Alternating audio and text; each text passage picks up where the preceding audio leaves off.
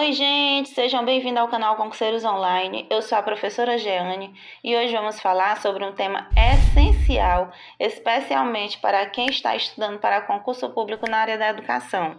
O tema é atividades de estimulação para a leitura na educação infantil.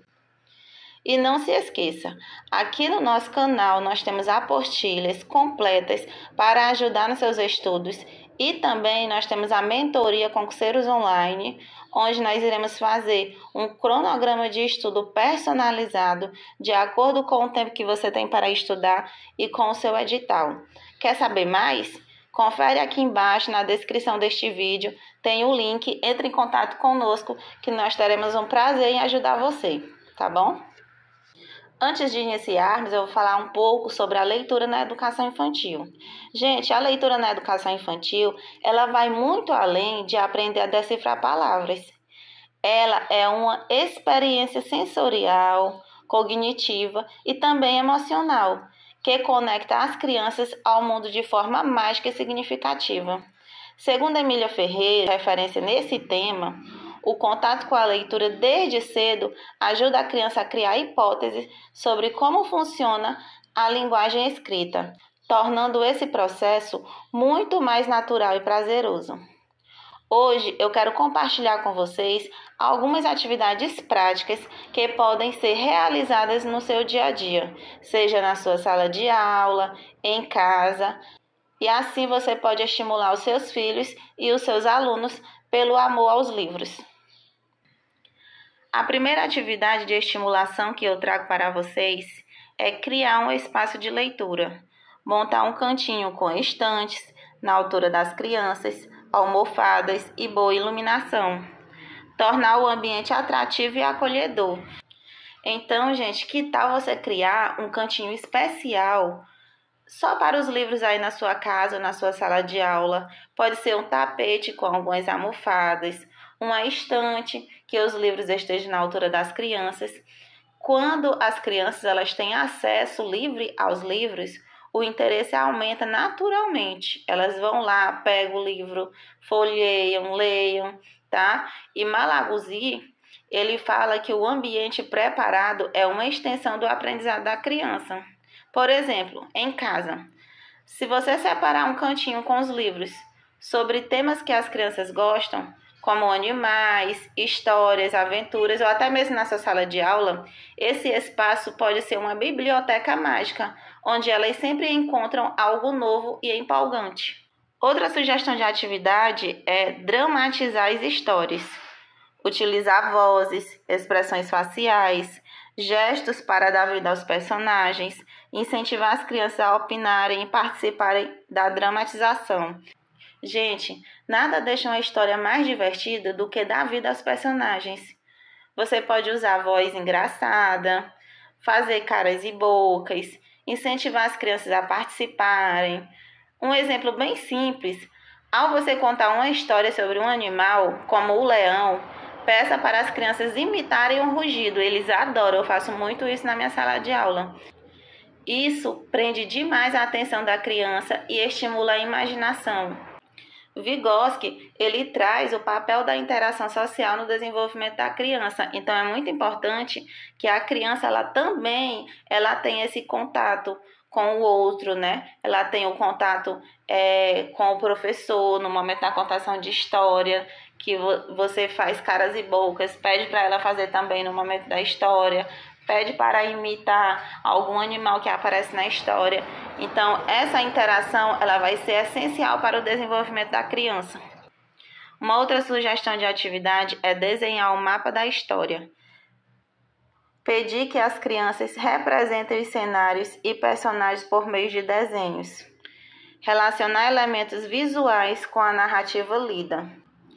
Gente, aqui é bem simples, ó. Depois de ler um livro, peça às crianças para desenharem os lugares e os personagens da história.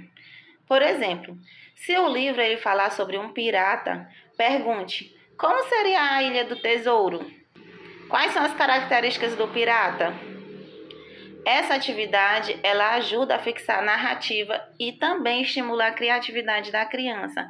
Então, você pode pedir para ela fazer representação através do desenho, né, daquilo que foi contado na história, né, da história lida. Então, ela vai relacionar elementos visuais com a narrativa que vocês leram. Então, essa parte também é muito importante, essa questão da representação.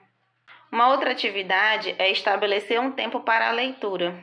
Criar uma rotina de leitura diária ou semanal, incentivar histórias antes de dormir ou nos momentos da leitura compartilhada. Como assim, Jeane? Aqui você vai criar uma rotina de leitura. E ela, gente, é fundamental. Então, quando você faz a leitura com seu filho antes de dormir, ou em casa, né, com seus alunos, quando você estimula que os pais façam isso em casa com seus filhos, isso, gente, vai criar uma memória afetiva. E aí, à medida que você vai fazendo isso todos os dias, vai tendo uma constância, né? E ele, de forma natural, vai adquirir o hábito pela leitura. Então, essa parte também é muito importante. E o Bruno, né, ele fala sobre como a leitura pode favorecer o vínculo emocional entre adultos e crianças, tornando esse momento ainda mais especial. Uma outra sugestão que eu tenho de atividade é fazer perguntas e discutir. Promover reflexões com perguntas como: o que você faria? Ou por que o personagem agiu assim? Desenvolver análise e interpretação de histórias.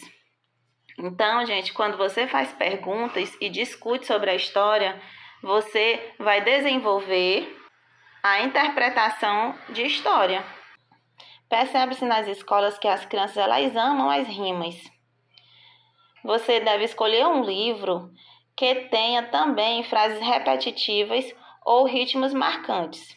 Por exemplo, se você vai contar uma história e essa história ela sempre repete a palavra "era uma vez" em cada página, isso ajuda a criança a prever o texto e a se envolver na narrativa. Então, quando você pega uma narrativa em que há uma repetição ou tem ritmos marcantes, a criança ela consegue se envolver mais nas histórias. Uma outra sugestão é criar um clube do livro. Aqui você pode realizar encontros quinzenais ou mensais para discutir histórias lidas. Estimular a troca de ideias entre as crianças. Essa é uma ideia bem simples, mas ela pode ser o quê? Poderosa. Por quê? Porque ela reúne pequenos grupos para compartilhar histórias lidas. Você pode fazer esse momento quinzenal ou mensal na sua sala de aula, ou semanal, fica a seu critério, onde cada criança fala sobre o que ela mais gostou. Isso incentiva a oralidade, a troca de ideias e o amor pela leitura. Então, é muito importante essa estimulação, né? Essa troca de ideia. Uma outra sugestão de atividade são livros que aparecem bastante repetição e também livros de rima. Trabalhar com livros que tenham rimas e repetições vai fazer o quê? Vai facilitar a memorização e o engajamento dos pequenos leitores. Então, quando você trabalha com um livro em que ele vai fazendo repetição, seja de palavra ou de uma sequência de palavras, isso faz com que a criança ela se envolve mais. E quando você também trabalha rimas, eles também adoram. Agora, nós vamos ver as contribuições teóricas. Essas atividades que eu acabei de explanar para vocês, gente, elas têm embasamento em grandes autores. Emília Ferreiro, Vygotsky, Malaguzzi, Bruno.